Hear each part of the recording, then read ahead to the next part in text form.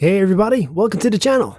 Today I'll be showing you the recap of a 2017 drama film titled The Wall. As always, spoiler alert, watch out, and take care.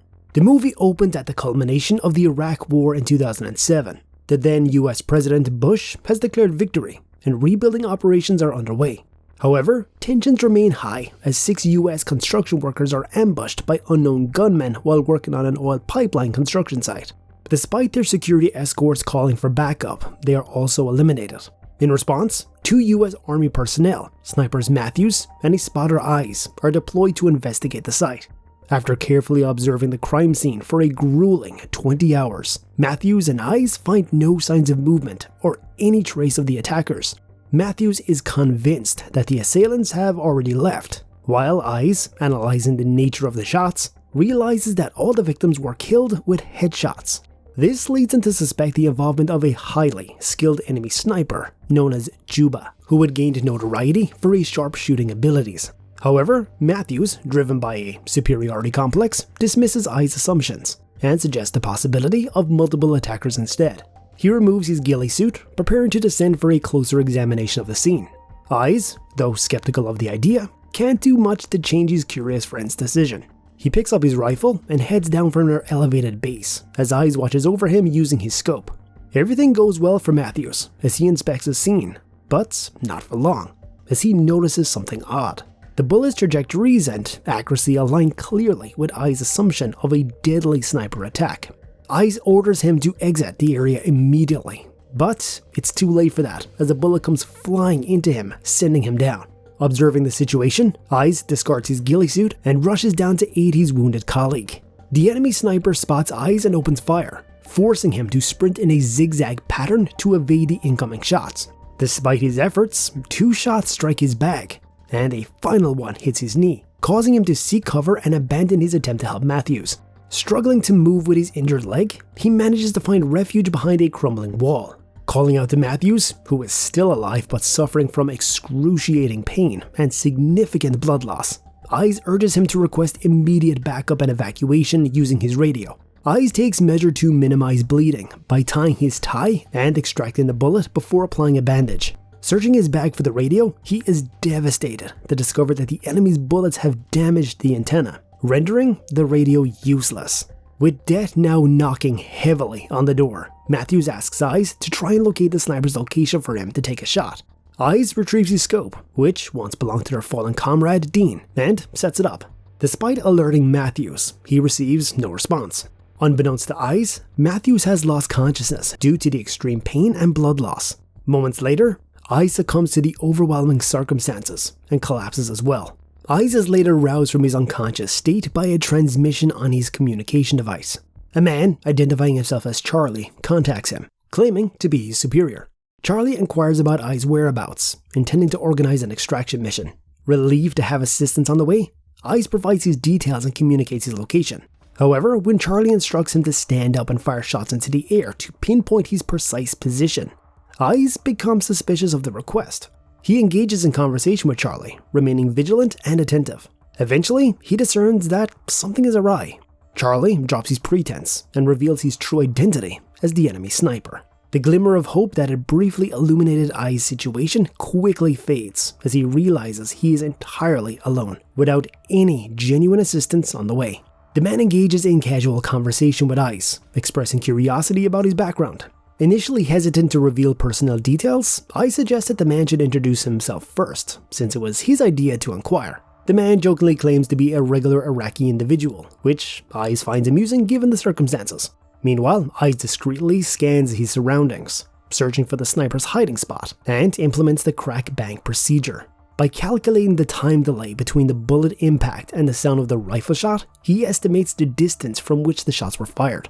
In response, Eyes introduces himself as an ordinary person as well, intentionally avoiding discussions about his family and friends.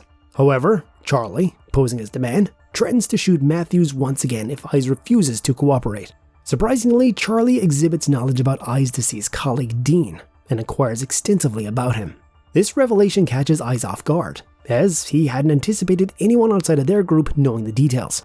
As the conversation progresses, Eyes manages to trace the trajectory of the bullets, leading him to a dense pile of garbage.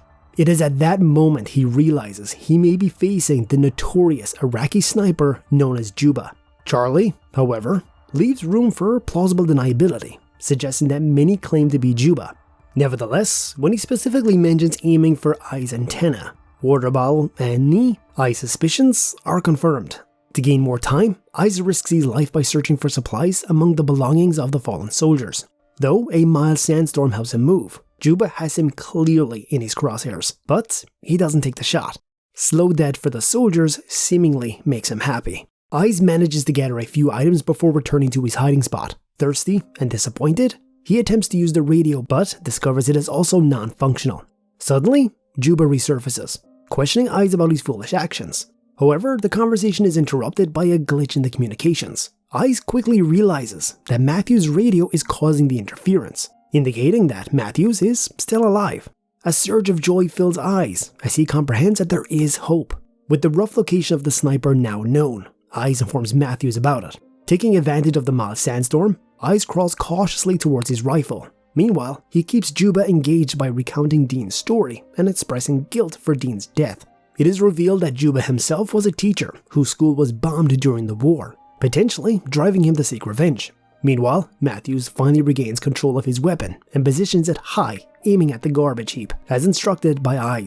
However, when Ai advises him to proceed slowly, his open communication channel exposes their position, and Juba overhears the conversation. To divert Juba's attention and protect their cover, Ai fires several shots into the air, drawing the sniper's focus. Seizing the opportunity, Matthew unleashes multiple rounds towards the garbage heap. Unfortunately, as he reloads to continue firing, Juba strikes him once again, this time hitting him in the shoulder. Struggling to reach Ai, Matthews inches closer, but is abruptly struck by a final, fatal shot to his skull, ending his life. Witnessing this horrifying event, Ai is overcome with trauma and desperately implores Juba to allow him to return home. However, Juba remains unconvinced, questioning why Ai is still present despite the war being over. Overwhelmed by guilt and emotions, Ai breaks down and confesses the truth about Dean's death.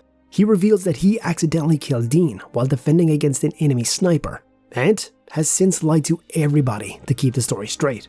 Ai admits that he is not prepared to face the painful reality and confront the consequences of that back home. Suddenly, there is another glitch in the communication system, momentarily halting Juba's manipulation. In this brief respite, Ai's mind races as he ponders the damaged radio he had collected earlier. Ai swiftly removes the damaged antenna from the radio and replaces it with the functional one he had acquired earlier. Miraculously, the radio springs back to life, allowing him to urgently contact his captain for evacuation. However, Juba interjects and hijacks the broadcast, skillfully impersonating Ai. He assures the captain that they are safe and in good condition with Matthews, leaving Ai astounded and skeptical. It becomes apparent that Juba has been meticulously studying Ai, learning his mannerisms and speech patterns to flawlessly imitate him. The captain informs Ai that the evacuation will occur in approximately an hour, since no sniper has been detected.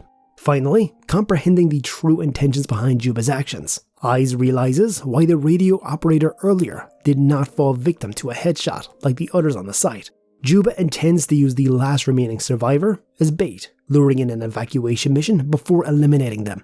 Determined to defy this grim fate, Ai tactically retrieves Matthew's rifle and positions it towards the garbage heap. As the sound of the captain's helicopter draws near, Ai braces himself. He pushes down his cover wall, ready to tackle Juba. Ai fires, and Juba retaliates by revealing his location. He aims for his location and takes a shot, and immediately, everything goes silent.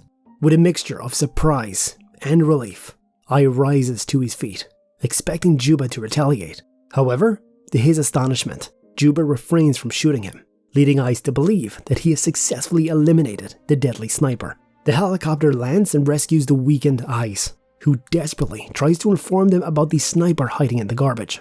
However, his weakened state and the chaotic situation make it difficult for them to fully understand his words in the rush to evacuate. Despite his continuous efforts, they are soon airborne, relaying their location and updates to their command center. Suddenly, bullets rain down on the helicopter, revealing that Juba is still alive and determined to take them out. The relentless sniper swiftly brings down the helicopter, thwarting their escape. Juba, now impersonating Charlie once again, establishes contact with the command center. The movie concludes with Juba maintaining communication with them as he prepares to lure and confront the next batch of unsuspecting targets. Thank you so much for tuning in. We hope you enjoyed this video, and if you did, be sure to give it a thumbs up and subscribe for more content just like this. And if you have a movie you'd like us to recap, let us know in the comment section below, and we'll see you next time. Take care.